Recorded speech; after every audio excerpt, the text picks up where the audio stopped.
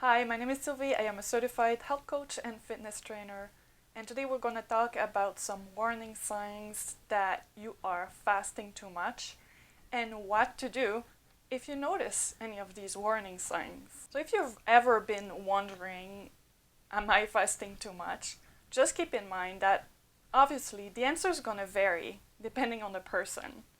That's why we're not going to give you a specific amount of time that you need to fast or that you should avoid fasting, but instead we are going to talk about some signs that may mean that you are fasting too much. Most of my videos are about intermittent fasting, and intermittent fasting is never over 36 hours. When you practice alternate day fasting, which I often recommend you try, for example, if you are no longer seeing results on OMAD, otherwise you're never fasting for a really, really long time. But it's also a matter of how often are you fasting. So if you're fasting for, say, 23 hours every single day, it may end up causing some issues for you. And you may start feeling the effect of that. That's why in my 30-day intermittent fasting program, even though I recommend a longer fast because I think they are very beneficial and they help you achieve ketosis, they help you achieve more healing, longer fasts are amazing. I don't recommend you do them every single day. So typically what I recommend is that you do your longer fast maybe 3 to 5 days a week. That will help avoid a lot of the warning signs that we'll be talking about. By the way, if you do want to check my 30-day intermittent fasting program, I'll leave a link in the description. I also offer a free intermittent fasting workshop, and you might want to check that out as well. And last thing, before we dive right into the warning signs, I just want to remind you that I always leave a link to my blog post in the description. I mean, sometimes it's great to watch a video. It's nice. It feels like a conversation. I feel like I'm talking to you as a friend, and you may enjoy watching this. But sometimes we're short on time, and just quickly reading over an article is more convenient. So if that's what you'd like to do today, go in the description and check my blog post. Okay, warning sign number 1 is poor energy. Poor energy is always a warning sign. I mean, if you're always feeling tired, you know your body is telling you that something's not functioning optimally. And moreover, fasting typically improves your energy level, and that's what most people notice. So if you're noticing that your energy level isn't great, that's definitely a warning sign. And we'll give you some tips to help overcome that right after looking at all the warning signs. Sign number 2, hair loss and muscle loss. I've talked about autophagy in many of my videos. That's the process by which your body is healing itself and eating damaged cells, replacing them with new ones. And so it's wonderful. It's how you can heal so many health issues.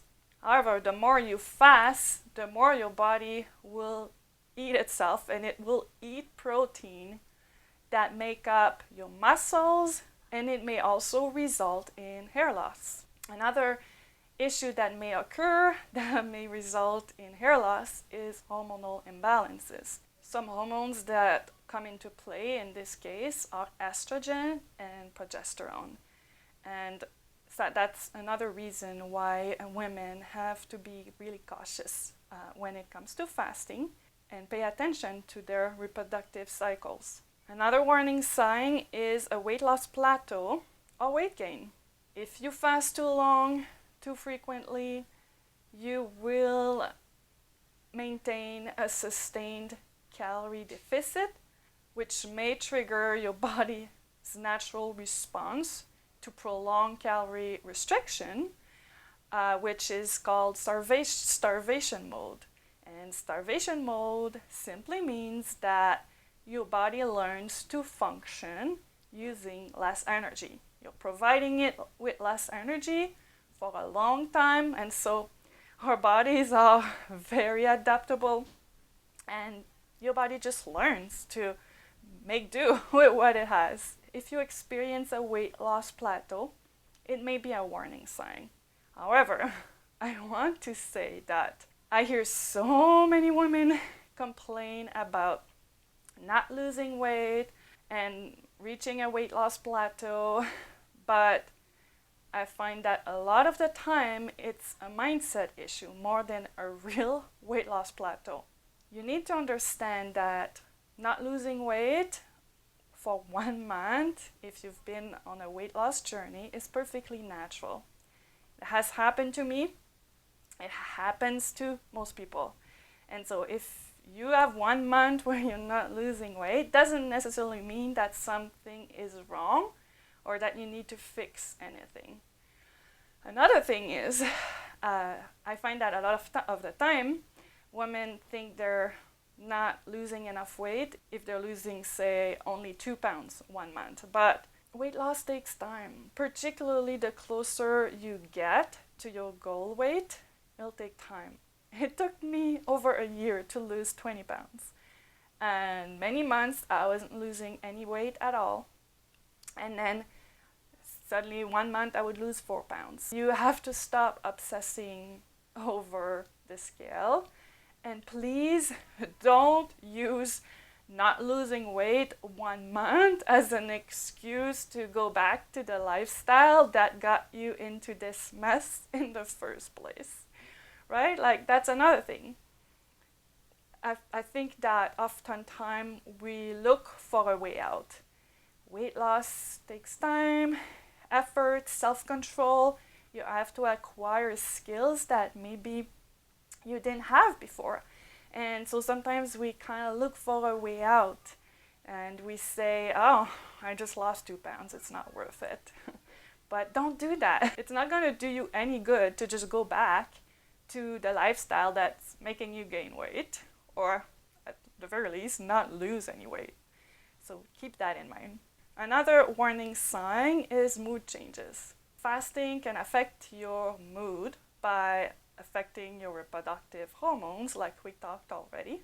And some studies have found that the effect on your mood can be both positive and negative. Some people notice that they feel more irritable, anxious, but then on the other hand, fasting sometimes results in an increased sense of achievement, reward, pride. Again, it's a matter of finding how to make it work for you. Another important warning sign is changes to your menstrual cycles. Here we go again. Fasting has an impact on your reproductive hormones. And if you notice that your cycles become irregular, then that's a warning sign. Now let's get to our solutions. We're not just gonna tell you all about the warning signs that you're fasting too much and not talk about how to resolve these signs. There's always a solution, and most of the solutions I'll be talking about will help with all of these signs. Some of them are maybe a little bit more specific to some of the signs, but it's going to be up to you to look at my tips and decide which one might benefit you the most. You know your body, you probably have a bit of an idea of what may help. This list of tips will just serve as a starting point. One thing that I typically recommend is to fast sporadically rather than every single day. So I already mentioned how I favor a longer fasting window but less frequently. So if that's not already what you're doing and you're noticing some of the warning signs that we just went through, that's probably one of the first things I would try. Try to fast longer but fewer days. For example, fast for 20 hours, but only 3 days a week. And give it a couple weeks to see if that helps. My second most important tip that I think will solve most intermittent fasting issues is to eat tons of nutrient-dense foods. A lot of the warning signs we talked about stem from a lack of nutrients, like low energy, maybe muscle loss, hair loss, even hormonal imbalances. If you're fasting, you're eating less, most likely. You'll be consuming less calories. That's how you're losing weight. And it may also mean that it's harder to get all the nutrients that your body needs. So make sure that when you are eating good quality food. It doesn't necessarily mean that you're never allowed to have any treats or subpar foods, but definitely it should not make up the bulk of your diet. And I also like to break my fast with a superfood shake, because not only it's a super light food to start eating again, but also it just boosts my nutrient intake and makes me feel amazing. It's called a power shake. It's made with superfoods dehydrated at low temperature. It's amazing. So you can check that out in my blog post if you're curious. Another tip that you need to take into consideration is to make sure you drink plenty of water. So you should be drinking about an ounce of water per pound of body weight, or 9 cups of water, which is about 74 ounces of water. If you're a woman, that would be an average. If you think that some of your intermittent fasting issues are due to the lack of electrolytes, add half a teaspoon of Himalayan or sea salt to your water when you are fasting. Another great option that you could try is carb cycling. I'm not telling you to obsess over your macros, but you could try to focus on low carb food for a while, then start consuming more carbs for a few days, and then go back to lower carb. Another option would be to go on the keto diet for 7 days and try that. I have a 7-day meal plan to help with that if you'd like to check it out.